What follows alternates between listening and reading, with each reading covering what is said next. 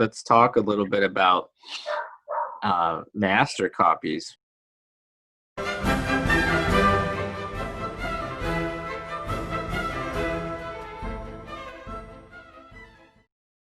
So one of the things that's really interesting to me is experimentation and paint application. Okay. Yeah. So it'll start like this. I'm interested in, whether when I'm painting, if more of the movement is happening here than here. Right. Oh my God. Okay, cool. Yeah. And then like, what does that mean? And how does that affect strokes? And then I get down this other avenue where I'm doing master copies and I'm like, oh, it's really about calligraphy.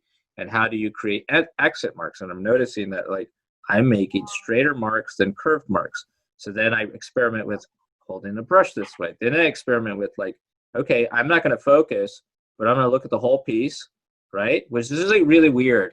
Like when I do landscape paintings, I actually will paint the landscape while not focusing, or excuse me, the background. So I won't even look, like I won't pull my focus, and I'm just like, okay, shape.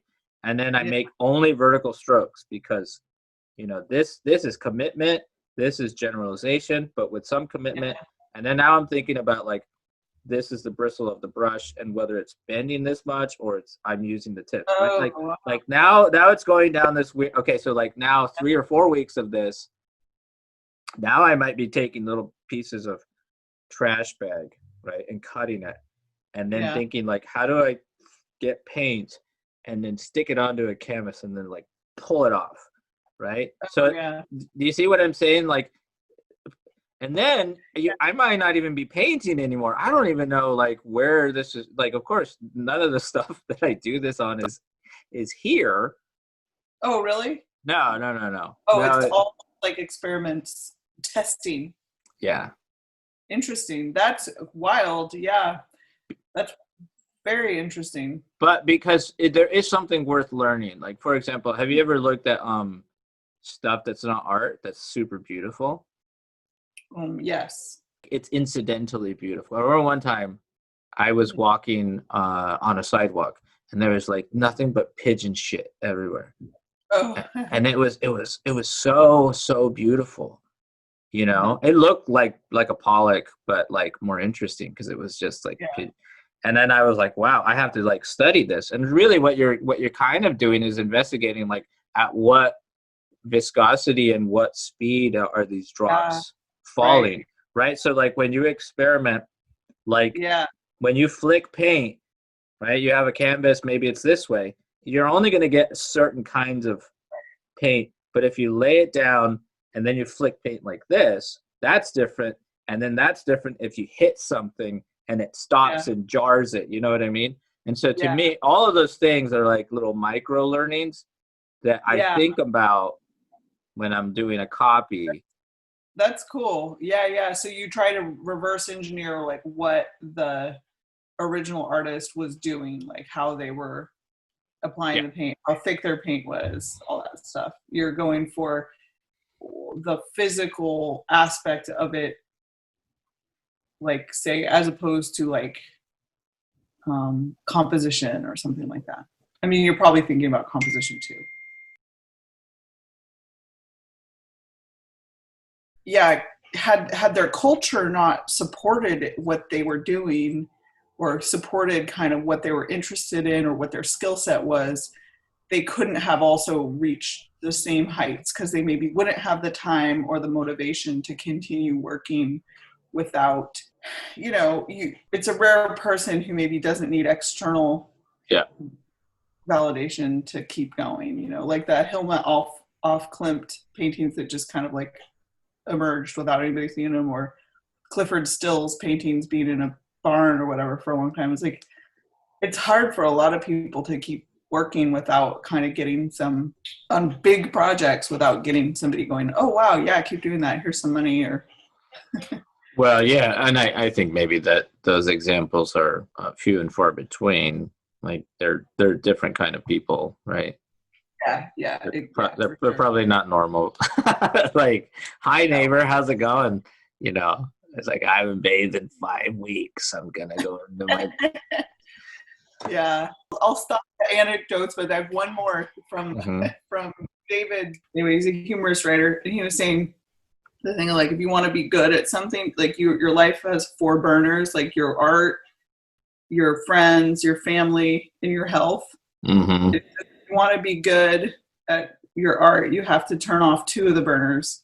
It's like if you really want to be good at your art, you got to turn off three of the burners. It's Yeah. kind of hard. Yeah. No, I mean, I had a friend tell me the same thing, not falling into a rabbit hole, because I think that sometimes the well that provides creativity is also the well that can provide insanity.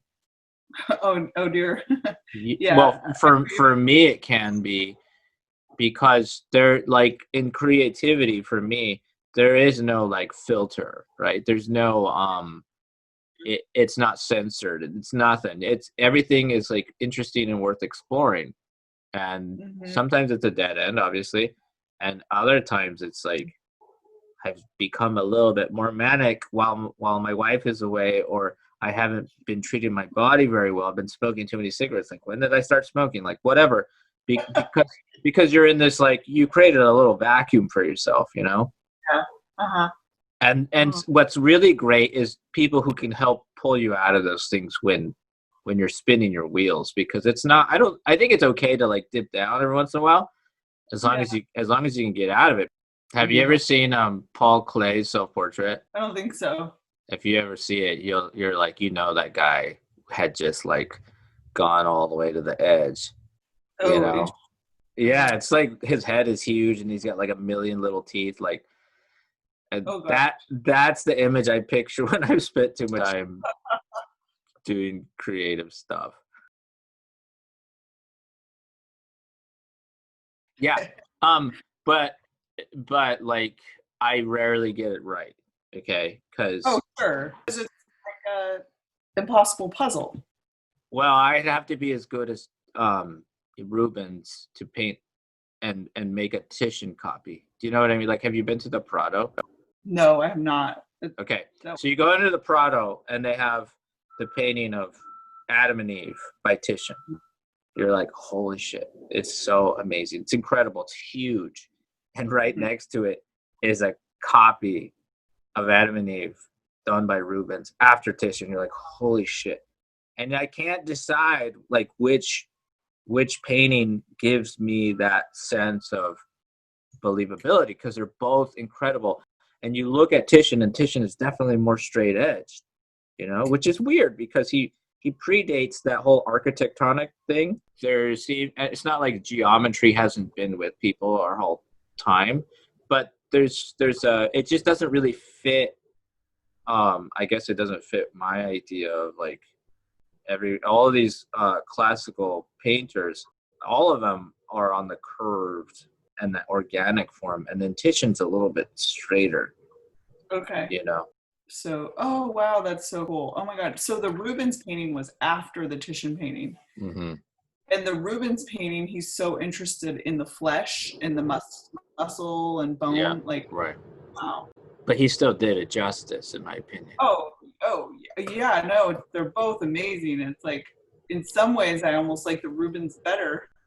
Sure, but when you see him in person, that's the thing, is like one of them translates better certain times, and then other ones translate, Sure. it's like the original, right? Obviously it's the original, so it's great, and it's Yeah. Titian, so it's great.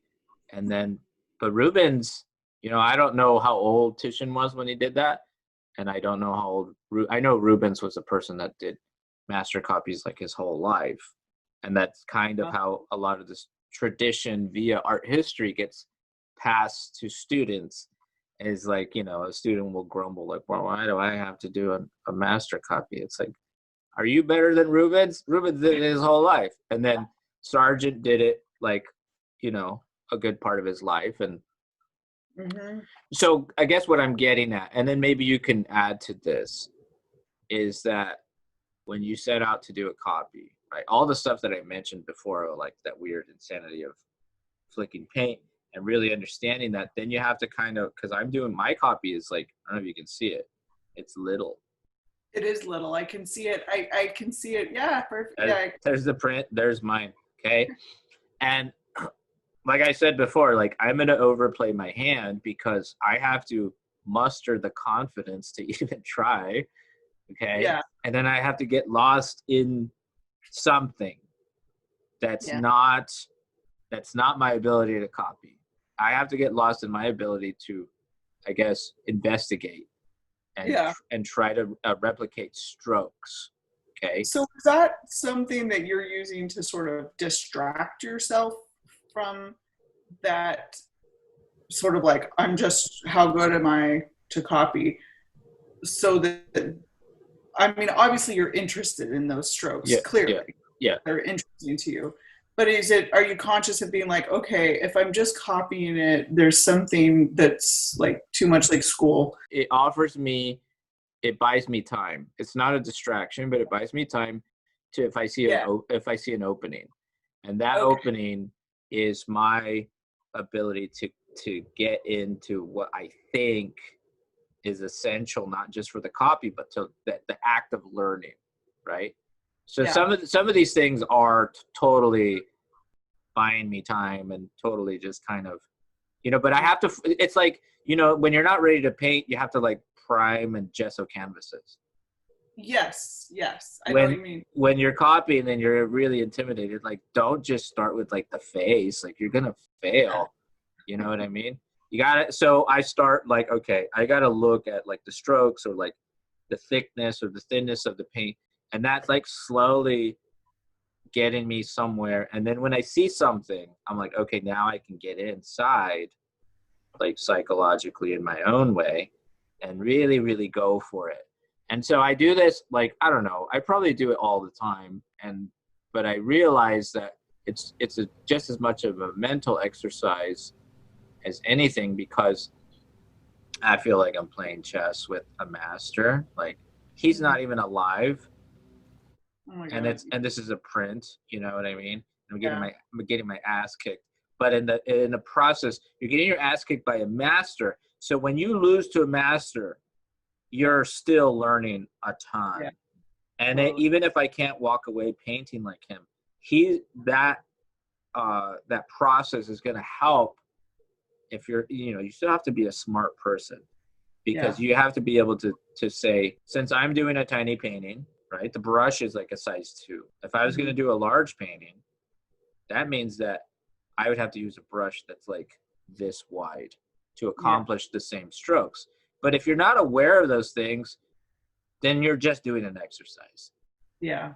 It's funny because Semyon would have loved to have you as a student, because when we were doing master copies in his school, he said he always had to criticize other schools for how they did it, which was probably like the only bad thing about him, was how he had to criticize other people, like if he would just great person. But he would say, like, so he was like, when you do a master copy, you really have to try to figure out like how they were approaching it, like, and was talking about, maybe he didn't mean it quite in such minute detail as whether the barrel was like bent a little bit or bent a lot, or stuff like that, but he really was like, trying to figure out like their strategy and approach, and I found that, to me, and even now when I'm doing a master copy, I'm still just like, oh, I just want to get the proportion kind of right. Yeah, I think there's something cool there that we can kind of segue. Think of a master copy. This is just my opinion. Is like, let's say we're pianists, right?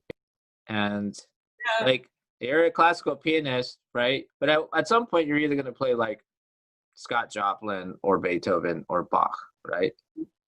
And like, if you wanted to learn to play Bach correctly, you would have to learn the harpsichord, because there's something about the trills in the harpsichord that now when you can go back to the piano, you're like, oh my God, this makes perfect sense, right? So it's like the same thing, right? You have to get into the piece and try to figure out, by reading the music and playing the music, like, what is the spirit of this?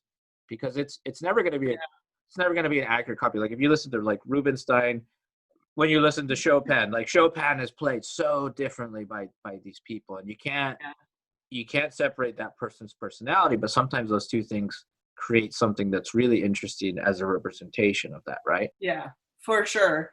For sure. And that tends to be where I kind of go with it when I've been enjoying a master copy. Like, I'm like, okay, I'm not like I had a different objective maybe. Okay. I'd love like I'll show you the one that I just recently did.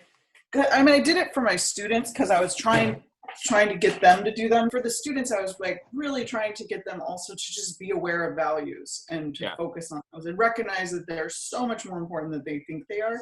Yeah. So I this one, I just used this paint that just has like 5 values. Okay. So I was like, you can only use 5 values. And I was more like with this, what I was really trying to play with and I was interested in was trying to like the sheen of the fabric. Mm-hmm. And I kind of wanted it to be, I didn't want it to look, I wanted it to look kind of modern, you know, too. I wanted it to look flat. And I wanted it to, so I wanted it to be really different, but also like glean what I could like compositionally, and then also like trying to learn something about the texture of that material. Doing master copies serves multiple purposes. Like it has such a broad spectrum of things to offer. So even somewhere where if you're just trying to teach students like value and you're breaking them up in like a harder edge, that's still perfect. You know, it's an amazing example.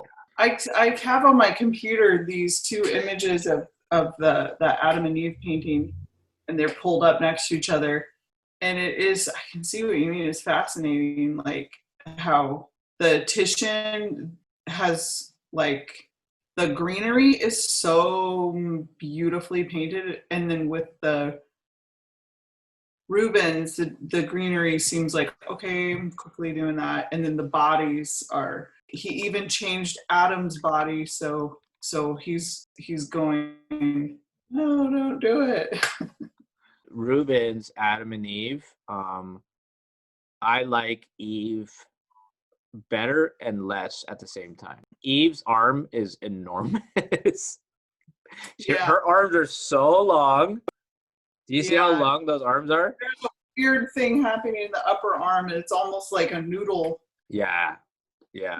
But it's so beautiful at the same time. Yeah. You know, like it's almost like the arm is both belongs to Eve and then detached and completely symbolic on its own. And then there's something about Titian's Adam. He's like a little stiff, you know? Yes. Except for there's like his right shoulder and upper arm is really nicely, like it's really solid, and then the rest of his body is just less, it seems like it's just less important to the artist. The reactions are a little bit different, right? Like in the first one, in the Rubens, he's leaning forward, right? Yeah. And the look on his face is sort of like alarmed. And then in the Titian, he's like, whoa, what are you doing? You know? Yeah, exactly. Yeah. Uh-huh. I do prefer Titian's Adam because he looks more caveman-like. I don't know. That just fulfills my idea, like, you know. I see. Yeah. You know, like what this means to me. They're both. I don't know. I like Titian's sky. Like I like the blue and the clouds. Yeah, it's interesting that the greens, according to this photo, and I got each photo from the Prado, so that should be a good comparison. The greens are richer, like, and the blues are bluer. Like he used a different color for the blue, probably a different blue than Titian did.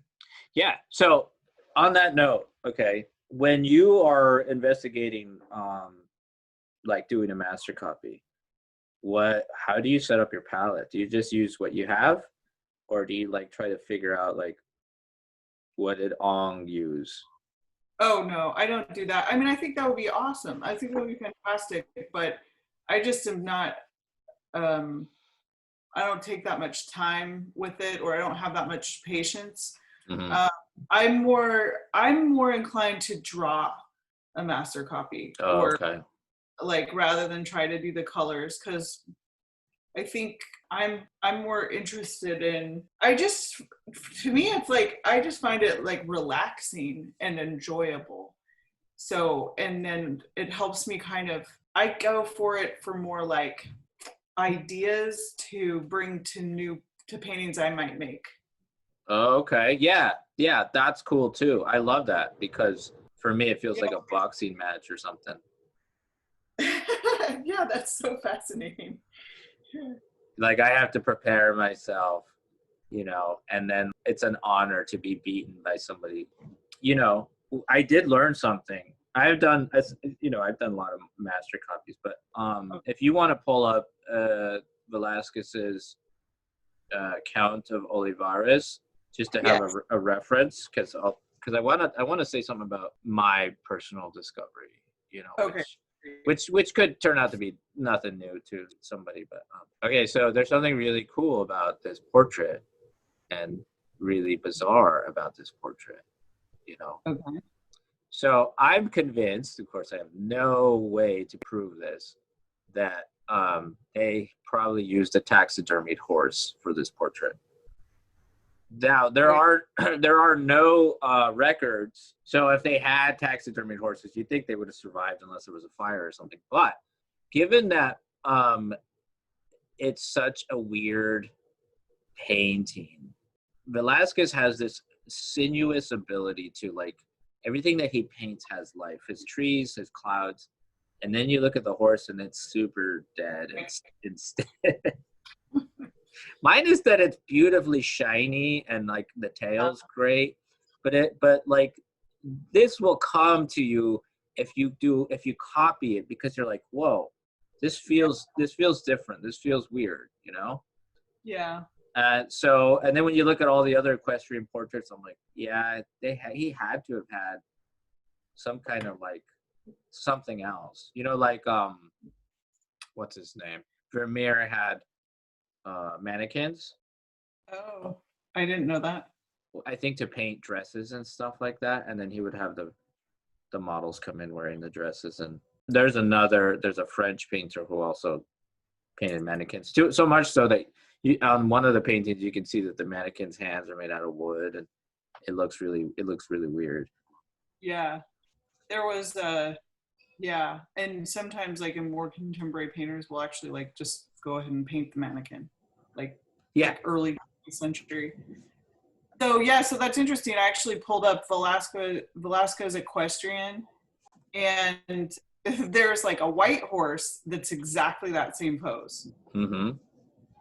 and then there's another sort of brown horse that's in the same pose but from a different position. Yeah. So it would not be surprising if, because it's just from different angles. It was just like, and it could have been one of those things where, the customer wanted that or something. He has two titles: the Count Duke of Olivares, right? Like he was the guy who was like a military general. Plus, he was of royalty, so he was a count and a duke. So he had tremendous amount of land, and he was part of the aristocracy. Of course, this guy wants his he wants to be portrayed in a certain manner. Now, the only other thing that I can think of is like, how would you get a horse? Is a couple of other things, like, and this is an interesting thing when you look at equestrian portraits and drawings and sculptures. When you look at the history of equestrian portraits and sculptures, is really the history of like horses in pain, especially those friezes, because they have the bit, and that look of like, oh my god, these things they just look horrified. So the only other thing that could happen besides using a stuffed horse is they get the horse to rest on something, right? Like a Yeah. box or a fence, and then they Mhm. have somebody like tugging on this thing. Now, when you look at the face of the brown one, like that one doesn't look too happy. Like it's either dead or it's like, hey, this isn't comfortable. You know what I mean? Mhm. So there's something really weird going on in this Yeah. thing that So, yeah, I see what you're saying like, so you're like, what were they doing? yeah, because if we were doing it now, you would just like find a picture that sufficed, right? Like Hmm. you couldn't have a person on a horse and then maintain that pose for however long is needed. Okay, so that's kind of an interesting thing that I found. If you pull up the portrait on Wikipedia or something that you can zoom in, here's what's really interesting to me about Velazquez. So when I say that Velazquez is really about calligraphy, I mean the quality of a stroke. Hmm. So if you were to take a charcoal pencil, right, and play with, if you're holding the pencil like this and you make a stroke, and then if you hold the pencil sideways and you make a stroke, and then you play with the speed. So sometimes you'll have a stroke that Yeah. that has a really fine line and then it becomes broad and then it tapers again. Or sometimes you have a fat end and then it tapers, or thick to thin to thick to thin. That's all you're really seeing. And then take that concept and now try to make an object or a shape with the stroke, right? That's like the Chinese calligraphy where you can make a letter and you have to Hmm. figure out how to roll. So when you paint, I don't just paint like that. Like I paint and then I roll it to pinch off and then I flick it up, right? Like this is really hard stuff. Yeah, definitely, definitely. It's like, I mean, and I don't mean to, I'm going to say it's like frosting a cake, and I Yeah, don't mean to lighten it, but if you've ever tried to frost a cake and make it look good, it's like you have to control the material. You totally. can't just like, No. Right. that's how I paint. I'm just like, huh. That's one of the big discoveries is like you have two kinds of ways of painting. If you look at people who are like really really academic and they do master copies, they read okay, they photograph really well, but what I found is they have that, like what they call the academic petting of the paint, where you're petting the paint so much with the brush that you've hidden the hand of the painter. Yeah. Everything is just right, super soft. The transitions are super soft because this is how you learn how to paint flesh. Like leave no trace of your hand. Whereas like what is completely the opposite is if you look at Velazquez, it's full of hand everywhere. Yeah, definitely. Yeah, that's one of the things that's always been so amazing about Velazquez paintings and other master paintings. And I think some of the way that it's just so, it makes it look like easy, like he's just but of course his skill, and he's doing so much painting that you Yeah, get into that flow state, and you're not thinking so hard. I mean, you have to think really hard about what you're doing when you're trying to understand what he's doing, yeah, because that's an effort. It's kind of walking in his footsteps. But I think probably maybe there's a stroke here or there where he's like, okay, I'll slow down and I'm hmm, careful here. But he's just like, okay, this is me working naturally. And absolutely. That's what I think so as well. I found that what's cool about trying to replicate a stroke, I mhm, was saying that's like my way to try and enter the piece, yeah, is that the only way that I could accomplish some of these strokes was to do it in 3 steps. There's no way that all of the painting was done in one step because you can tell. oh, right, like you're talking about layers. Yeah, Yes, layers, but also like um, how strokes will lay on top of each other. yeah, uh-huh. There's Like a con. if you're looking at like the armor on his shoulder, like I can see the black was obviously painted underneath all of that. Yeah, and then when you look at the gold, that's painted in two, or at least maybe Yeah. two.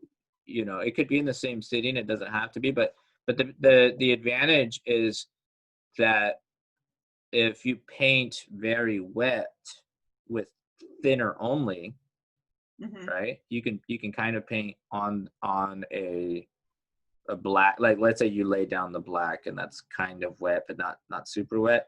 You have to make your stroke in order for it to sit on top of the black. And you could do it with a really thick paint, but it won't look right because he doesn't paint super thick.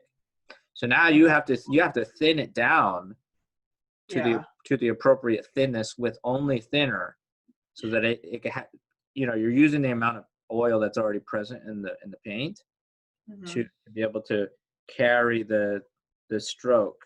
And then when you do the highlight, you have to now use medium, Yeah. because if you just use the thinner, it won't it won't stay on top, kind of like you were saying, like Yeah. decorating a cake. So you have to practice a fat over lean in like quick real time, Yeah. Uh-huh. Yeah, it's cool.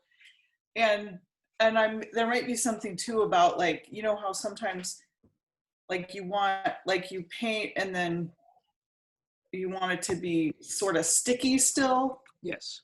but not like wet. So like really like even like 12 hours later or something is like ideal, Yeah. or something like. Right. So that's what another thing that is kind of a mystery. How long Yeah. so if you waited 5 hours, that would give you one kind of look. Yeah. If you waited 12 hours, if you wait like 3 days where it's totally dry, because this is kind of what we Yeah. assume we should do, is wait for it to dry and then go back into it. But sometimes it's better not to wait until it's totally Yeah. dry. Yeah, I think so. I actually find I don't like painting into it totally dry. I like it a little bit sticky usually. Unless I'm doing something specific where I really want to go over something, but like, because I like them to be able to kind of like kind of stick together rather than one on top. What do you do when an area sinks in? Um, Do you oil out? Are you an oiling out person? if okay, so if it sinks in, like, so if for some reason it's like a week's gone by and I'm needing to paint again, I'll do like a light, super light oil, just so I'm not painting on a dry surface. But Okay. it's tricky because it's so easy to make it too oily. Mm-hmm. And then if you add medium, then it can dissolve the paint underneath, and it can make it, you can mess it up. So I usually just sort of, unless it's an area like that really needs to be consistent, like say like a sky where the flow has to be all together. And if I've got some patchiness that I want to deal with the sky, what I probably would do is just mix up my sky transitions and just repaint the whole thing, but really thinly. Mm-hmm. So it's just like a glaze. My paintings are never like, if you look at my paintings, they're like, in my personality, I do not have it in me to be, there's always something messed up about my paintings. What do you mean by that? I'm like, it's close enough. Like if I'm coming in and I'm using the same colors and the value's not like 100% the same, I'm just I don't care. I think it's probably a dead end or a trap to try to make it like 100%, because Yeah, then you're not. sometimes people do, but I'm just never going to be that clean. But most of those people's paintings I don't like. Mm-hmm. I know I sound like I'm ragging on academic painting, and I am, because to me it's like leave school at school and then take the leap and do something that goes beyond, I don't know, just pure because don't get me wrong, I consume academic art because there's part of me that loves it, Yeah, I know what you mean. but there's also part of me that's like, ugh, another one of those, ugh, a black background with a person.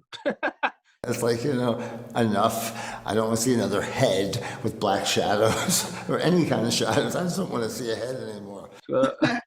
Looking out, staring off into space, and you're just like, wow, okay, they look bored, Yeah, what I find it is like, I don't know how people can sustain the interest in that kind of thing. So like it just is a different, it's like a personality thing. Like Yeah. an artist who's technically like amazing, who's so good, is named Stephen Bauman. Yeah. And I'm just like, I feel like he's doing what he did in school, but like the skill level is so much higher, but like it's the same stuff from, it's like a portrait of a person, which are portraits are interesting, but it's so, for him, I think it's so much more about this